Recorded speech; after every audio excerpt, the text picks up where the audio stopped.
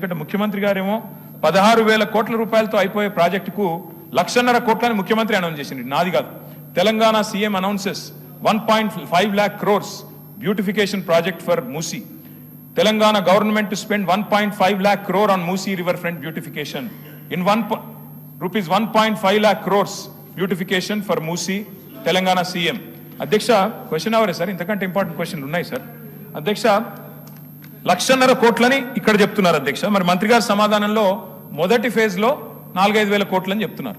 నేను అడుగుతా ఉన్నా అధ్యక్ష, మరి 1,50,000 కోట్లని ముఖ్యమంత్రి గారు చెప్తారు, మొదటి ఫేజ్ తర్వాత ఎన్ని ఫేజ్లు ఉంటాయి, ఎన్ని ఆస్తులు మీరు తీసుకుంటారు, ఏ రకంగా తీసుకుంటారు, ఎంతమంది గృహాలు కూలుస్తారు, మరి వాటి కోసం 1,50,000 కోట్లు ఎక్కడ ఖర్చు పెట్టబోతా ఉన్నారు, డీటెయిల్డ్ గా మీరు సమాధానం చెప్పాలని ప్రభుత్వాన్ని కోరుతా ఉన్నాం. అధ్యక్ష, ఈ మెయిన్ హార్ట్ అనే సంస్థ అధ్యక్ష, ఎవరికైతే వీరు మరి ఈ డిపిఆర్ తయారీ అప్పచెప్పారో వారి మీద ఇది పాకిస్తాన్ గవర్నమెంట్ పెట్టిన కేసుల అధ్యక్ష రెడ్ కార్నర్ నోటీస్ ఉంది. ఇదిగోండి అధ్యక్ష, ఇగో FIA declares main heart owners are absconding in money. One second, no you can continue sir.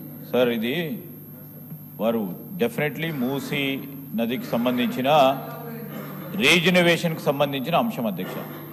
ప్రశ్నకు సంబంధించి ఈరోజు క్వశ్చన్ అవర్లు వేస్తూ ఉన్నారు సార్. మీరు పర్మిట్ చేస్తే రేపు షార్ట్ డిస్కషన్ పరంగా వెంటనే తీసుకుందాం అధ్యక్ష. ఇంకా చాలా విషయాలు కూడా చెప్పాల్సి ఉంటుంది, వారు చెప్పాల్సి ఉంటుంది, మేము చెప్పాల్సి ఉంటుంది.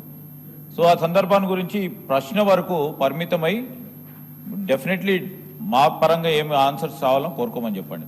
మొత్తం డీటెయిల్గా షార్ట్ డిస్కషన్ మొదలు పెడితే సార్, మీరు పొద్దున్నే చెప్పారు 9 minutes అని. 9 minutes కాకుండా ఇంపార్టెన్స్ ఉంది కనుక 10 minutes, 11 minutes, 12 minutes ఇవ్వండి అధ్యక్ష. We are ready to answer it. But ఇంకా డీటెయిల్గా పోవాలంటే please allow for a short discussion sir, if you permit. Speaker sir, నేను ఎక్కడ కూడా క్వశ్చన్ నుంచి డీవియేట్ కాలేదు సార్. వారు మంత్రి గారు 1,400 స్ట్రక్చర్స్ పోతాయన్నారు. గవర్నమెంట్ ఇచ్చిన గెజెట్లో 10,000 స్ట్రక్చర్స్ అని గవర్నమెంట్ గెజెట్ ఇచ్చింది. మరి 1,400 స్ట్రక్చర్స్ కరెక్టా, గవర్నమెంట్ ఇచ్చిన గెజెట్ కరెక్టా, ఏది కరెక్టు? అట్లాగే గవర్నమెంట్ ఇచ్చిన గెజెట్ సార్, నాదేం ప్రశ్న నుంచి నేను డివేట్ కావట్లేదు. 10,000 ఎకరాలు 3,279 ఎకరాలు స్వాధీనం చేసుకుంటున్నాం అని చెప్పారు. మరి ఎక్కడ గెజెట్ తప్ప, మీరు ఇక్కడ అసెంబ్లీలో ఇచ్చిన సమాధానం తప్ప మంత్రి గారు చెప్పాలి.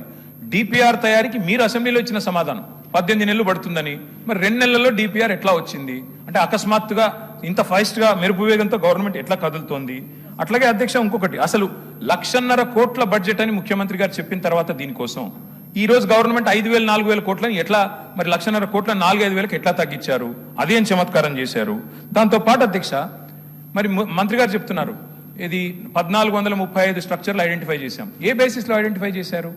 మంత్రి గారేమో మరి నేను మొన్న ఆర్డీఓ గారు చెప్పింది చూశాను, రాజేంద్ర నగర్ ఆర్డీఓ 50 మీటర్ల బఫర్ జోన్ అని ఒకవైపు చెప్తారు, 50 మీటర్ల బఫర్ జోన్ లో ఉండే వాళ్ళని తీసుకుంటామంటారు.